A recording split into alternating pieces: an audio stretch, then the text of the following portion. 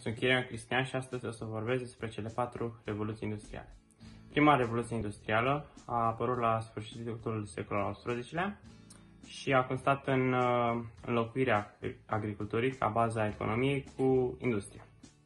Evenimentul care a dat start acestei revoluții a fost invenția motorului cu abur de către James Watt în anul 1765. Un rol foarte important în această perioadă l-au avut cărbunele, care nu numai că a înlocuit lemnul ca principală sursă de încălzire, dar și ca energie. Motoarele cu abur, desigur, folosind cărbune. Tot în această perioadă se observă și începutul încălzirii globale prin creșterea emisiilor de dioxid de carbon datorată arderea cărbunelui. Tot atunci se observă și primele orașe industriale propriu-zise, precum Manchester. A doua revoluție industrială a avut loc la sfârșitul secolului al XIX-lea și a culminat, desigur, cu invenția electricității ca o nouă sursă de energie. Folosindu-se de această nouă sursă de energie, au apărut noi sisteme de comunicații, precum telegraful și telefonul.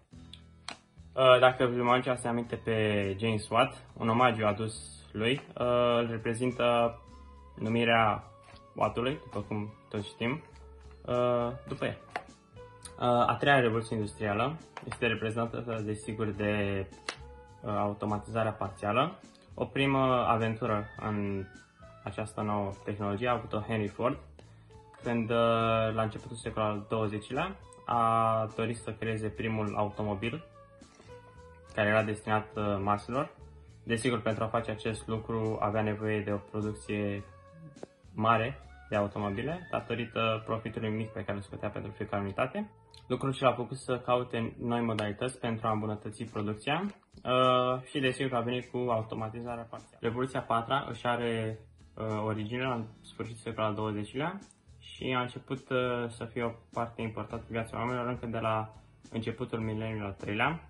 Vorbesc, desigur, despre digitalizare. Ea este prima revoluție care combină invențiile precedente, folosindu-se de toate în crearea unor noi tehnologii și amplifică toate fenomenele discutate anterior.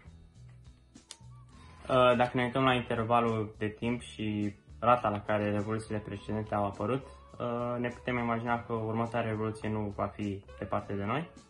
Dacă ar fi să ghicesc, aceasta va consta în crearea unei noi surse de energie care ar rezolva multe din problemele astea, precum probleme ecologice, dar și de consum. Sunt câteva posibilități aici, vorbim desigur, energia nucleară, dar sunt și câteva ipoteze mai îndrăznețe, precum folosirea unor singularități, adică găuri negre. Vă mulțumesc!